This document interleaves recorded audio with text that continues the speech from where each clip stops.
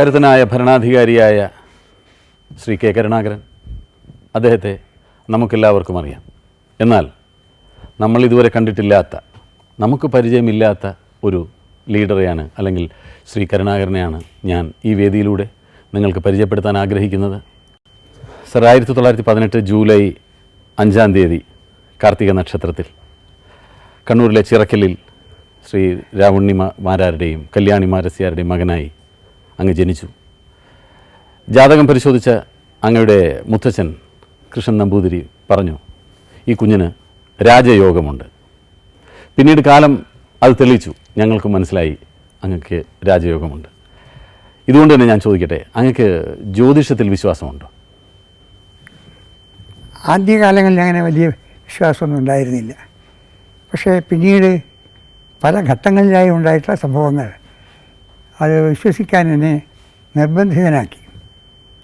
പക്ഷേ ജ്യോതിഷം രാഷ്ട്രീയ കാര്യങ്ങൾക്ക് വേണ്ടി ഒരു ഗൈഡ് ലൈൻ എന്നുള്ളതിൽ ഉപയോഗിക്കുന്നതിനോട് എനിക്ക് യോജിപ്പില്ല. ആദ്യകാലങ്ങളിൽ വിശ്വാസം ഉണ്ടായിരുന്നില്ല, പക്ഷേ പിന്നീടുള്ള അനുഭവങ്ങൾ അങ്ങനെ അത് വിശ്വസിപ്പിക്കാൻ പ്രേരിപ്പിച്ചു എന്ന് പറഞ്ഞല്ലോ. വ്യക്തി ജീവിതത്തിൽ ഉണ്ടായിട്ടുള്ള അത്തരം അനുഭവങ്ങൾ എന്തെങ്കിലും ഓർമ്മയിലുണ്ടോ? അതായത് തിരഞ്ഞെടുപ്പ് 57-ലാണ്. ആ തിരഞ്ഞെടുപ്പിൽ എൻ്റെ സ്ഥലത്ത്, അതായത് തൃശ്ശൂർ, ആദ്യമായിട്ടാണ് ഞാനവിടെ തിരഞ്ഞെടുപ്പിൽ നിൽക്കുന്നത്. പക്ഷേ എൻ്റെ വൈഫ് അവരെ വിശ്വസിക്കുന്ന ഒരു ജ്യോതിഷൻ പറഞ്ഞു, അദ്ദേഹം ഏത് കാര്യത്തിൽ ഇറങ്ങിയാലും അദ്ദേഹത്തെ തോൽപ്പിക്കാൻ സാധിക്കില്ല. അതാണ് അദ്ദേഹത്തിൻ്റെ ഗ്രഹനില. പക്ഷേ അദ്ദേഹത്തിന് പ്രവർത്തിക്കാൻ കഴിയണം. ഈ തിരഞ്ഞെടുപ്പിൽ സ്ഥാനാർത്ഥിയായി നിന്നാൽ അദ്ദേഹത്തിന് പ്രവർത്തിക്കാൻ സാധിക്കില്ല. ഞാൻ ചിരിച്ച്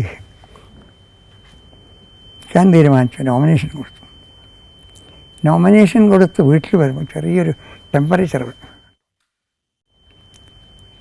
ടൈഫോയിഡായി. പോളിങ്ങിൻ്റെ തലേ ദിവസം വരെ എനിക്ക് പുറത്തിറങ്ങാൻ സാധിച്ചിട്ടില്ല. എന്നാൽ പ്രവർത്തിച്ചാൽ ജയിക്കും എന്നുള്ള അതിൻ്റെ ഒരു ചെറിയ ഉദാഹരണമായിരുന്നു. അതായിരുന്നു ജീവിതത്തിൽ ആകെ ഉണ്ടായ ഒരു എക്സ്പീരിയൻസ്. കോവിലകങ്ങൾക്ക് പ്രശസ്തി കേട്ട നാടാണ് കണ്ണൂരിനടുത്ത് ചിറക്കൽ. ചിറക്കൽ ഉള്ള ഒരു തറവാട് പിന്നീട് ചരിത്രത്തിൻ്റെ താളുകളിൽ സ്ഥാനം പിടിച്ചു. ഒരു ഫാമിലി ആൽബം പോലെ അങ്ങയുടെ കുടുംബവും കുടുംബത്തിലെ അംഗങ്ങളെയും ബന്ധപ്പെടുത്തിക്കൊണ്ടുള്ള ചില ദൃശ്യങ്ങൾ ഞങ്ങൾ സ്ക്രീനിൽ കാണിക്കുന്നുണ്ട്. നമുക്കതൊന്ന് കാണാം.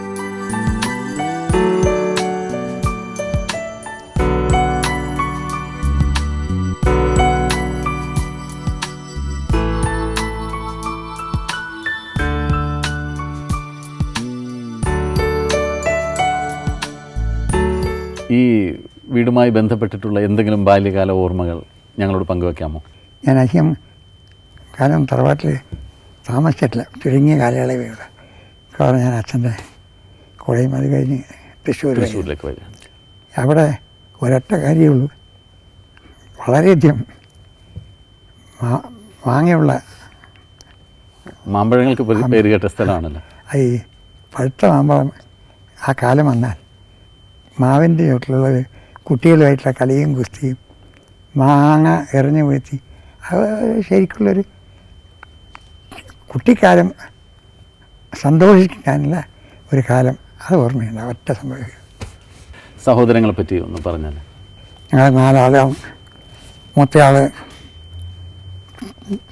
കുഞ്ഞിരാമൻ. അദ്ദേഹമാണ് 99-ാമത്തെ വയസ്സിലാണ് മരിച്ചത്. അദ്ദേഹം എസ്റ്റേറ്റ് പഠനമൊക്കെ. രണ്ടാമത്തെ ആൾ ബാലകൃഷ്ണമാരായൻ. അദ്ദേഹമാണ് ഇതിലാദ്യത്തെ യൂറോപ്യൻ കമ്പനിയുടെ ഇന്ത്യൻ മാനേജറായിട്ട് വരുന്നത്. പുല്ലങ്കോട്ട് റബ്ബർ കമ്പനി എന്ന് പറയുന്നതിന് ബ്രിട്ടീഷ് ഫേമാണ്. എൻ്റെ താഴെയുള്ള ആൾ പോലീസ് ഡിപ്പാർട്ട്മെൻറ്റിലായ അവനാണ് ഏറ്റവും താഴെ. ഞാൻ 3-ാമത്തെ. എല്ലാവരുടെ പേരിൻ്റെ കൂടെയും മാരാർ എന്ന് ചേർത്തിട്ടുണ്ട്. പക്ഷെ അങ്ങ് കെ കരുണാകരൻ എന്നുള്ള പേരിൽ മാത്രം ഉറച്ചു നിൽക്കുകയാണ്. എനിക്ക് ഈ ചെറുപ്പത്തിൽ തന്നെ ഈ ജാതിയോടും ഒന്നും വലിയ താല്പര്യമുള്ള ആളായത്. ഈ യഥാർത്ഥത്തിൽ നമ്മൾ സെക്യുലർ എന്ന് പറയുന്ന ഒരു ചിന്തയാണ് എനിക്ക് ചെറുപ്പം മുതൽക്കുണ്ടായത്. അത്ര ചെറുപ്പത്തിലേ ആ ഒരു ബോധം ഉണ്ടായിരുന്നു. സ്കൂളിൽ ചേർക്കാൻ പോയ സമയത്ത് പറഞ്ഞൊരു ഞാൻ വായിച്ചിട്ടുണ്ട്, കരുണാകരൻ മാരാറെന്ന് ഹെഡ് മാസ്റ്റർ ചോദിച്ചപ്പോൾ അല്ല കരുണാകരൻ എന്ന് അങ്ങ് പറഞ്ഞത് വായിച്ചു. പക്ഷേ എന്നെ സംബന്ധിച്ചിടത്തോളം മറ്റുള്ളവരിന്ന് ഒറ്റപ്പെട്ട് ആവരുത് എന്നാഗ്രഹമുണ്ടായി.